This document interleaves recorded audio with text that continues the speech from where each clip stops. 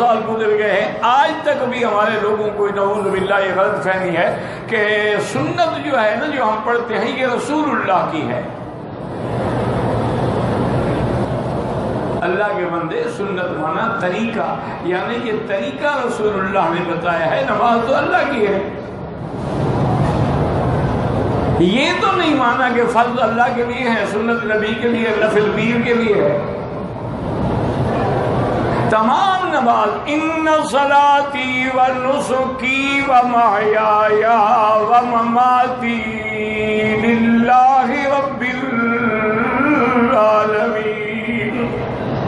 اللہ نے فرمایا کہ مدنی اعلان کر دو کہ میری عبادت، میری نماز، میری قربانی، میری زندگی، میری موت صرف اللہ کی۔ تو نماز فرض ہے، واجب ہے، سنت ہے، نفل ہے، نماز سب اللہ کی ہے۔ سنت مانا طریقہ، کہ بھئی اس نماز پڑھنے کا طریقہ ہمیں کس نے سکھلایا؟ محمد الرسول صلی اللہ علیہ وسلم۔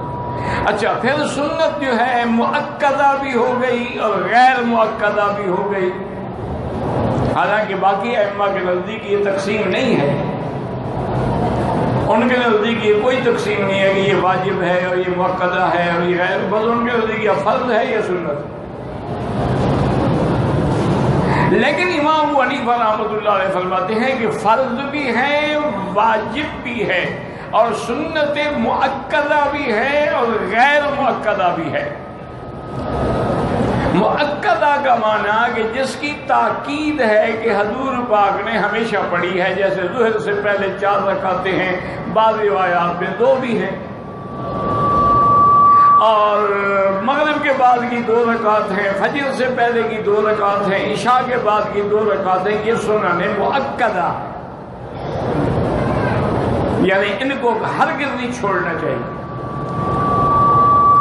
سنن غیر مؤکدہ ہیں کہ عصر سے پہلے کوئی 4 رکعت پڑھے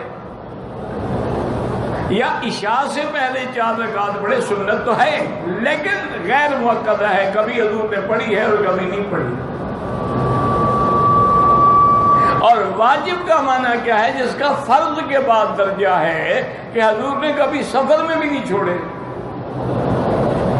تو وہ واجب کہلا گیا۔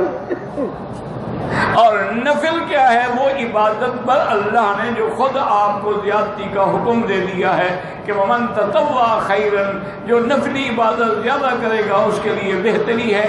اور پھر یاد رکھیں یہ بہتری بھی ہمارے لیے ہے کہ قیامت میں جب حساب ہوگا، اگر ہمارے نمازوں میں نقص ہوگا نوافل سے پورا کیا جائے گا، پھر بھی نقص ہوگا تو سنت سے پورا کیا جائے گا، تاکہ ہمارے فرض جو ہے وہ صحیح ادا ہو جائے۔